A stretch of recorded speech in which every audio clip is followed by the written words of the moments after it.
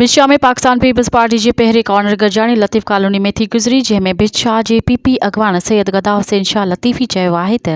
सुहिणा साईं अस्सलाम वालेकुम। इन पाड़े में रहंदड़ सभई बिरादरियुनि जा ख़ासि करे चेवाड़ बिरादरी संदीला असांजा गाँव एहसान बोज़दार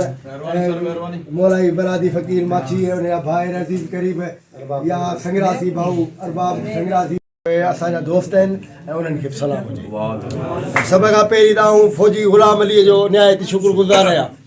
ममनून आहियां, मशकूर आहियां, शुक्रगुज़ार आहियां जो ही वरी साबित कदम रही असां सां गॾु रही मखदूम साहबनि सां गॾु उन बेड़े में सवार थियो आहे ऐं इंशाअल्लाह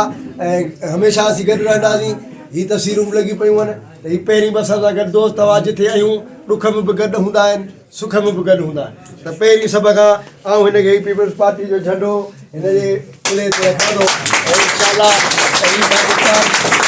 पीपल्स पार्टी जे प्लेटफार्म ते असां सां गॾु 8 फरवरीअ ते मखदूम जनाब किबला जमीलुज़्ज़मा साईं, उनजे फर्ज़ंद साहिबज़ादा मखदूम महबूबुज़्ज़मा साईं ॿई हिते इलेक्शन में हाला बिछा सैदाबाद जे तक ते बीठा आहिनि, साईं एमएनए ते आहिनि। उनजे साम्हूं जेके उम्मीदवार आहिनि बीठा आहिनि उहे क़ाबिले एतिराम आहिनि असां लाइ, पर उहे सियासी माण्हू कोन्हनि। उन्हनि खे सियासत सां को दिलचस्पी न रही आहे, न को रहंदी, न को हू वाक़ुफ़ आहिनि, न कोई हुननि खे का ख़बर आहे त सियासी आखेड़ा कीअं मचाइबा आहिनि, सियासी मलाखड़ा कीअं रचाइबा आहिनि। त असां बि पाकिस्तान पीपल्स पार्टी में 1968 खां वठी 1978 ताईं त बाक़ाइदगीअ सां मुंहिंजो वालिद साहब पीपल्स पार्टी में रहियो, साईं मखदूम तालिब मोहसिन सां गॾु भुटे साहब सां गॾु हिते कचा क्वार्टर पका क्वार्टर हुनरमंद कॉलोनियूं सिमाल इंडस्ट्री इहे सभु प्रोपोज़ल मुंहिंजे वालिद साहब पीपल्स पार्टी जे प्लेटफार्म ते ॾिना।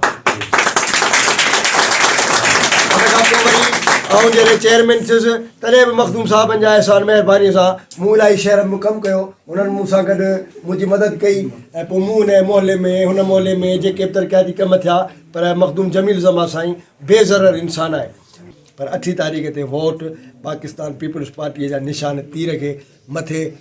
एमएनए ते साईं जमील साईं हेठि महबूब साईं बशीर मेमन साहब अला करे ख़ुशि हुजे, वॾो ऑफिसर रहियो आहे पंहिंजी जॻह ते, हुनजो दिमाग़ ऑफिसरनि वारो आहे। असां हुननि सां गॾु रहिया आहियूं, असां खां वधीक हुननि खे केरु वाक़ुफ़ियत कोन हूंदी, पोइ भले मटियारनि जा शख़्सियतूं हुजनि या हालनि जा कुझु माण्हू हुजनि जेके अपोज़िट में रहिया आहिनि या इक़्तिदार जी कोशिशि कनि पिया त असीं बि थियूं, उन्हनि खां ई कमज़ोर आहे। हीअ मखदूम साहिबु काफ़ी सालनि खां वठी सियासत में मखदूम तालिब मोहरा जी जेका निशिस्त आहे उन ते इहे अचनि पिया ऐं कमु वठण वारा माण्हू कमु वठनि पिया, बाक़ी सुतल माण्हू कमु कोन वठी सघंदा। त इंशाअल्लाह असीं तव्हां सां गॾिजी तव्हांजे तवसत सां साईं जिन खे कामयाबु कराईंदासीं ऐं असां मज़ीद ख़बरनि ऐं तफ़सीलात लाइ विज़िट कयो असांजी वेबसाइट www.awamiNewsHD.com ऐं ॾिसंदा रहो अवामी न्यूज़ HD।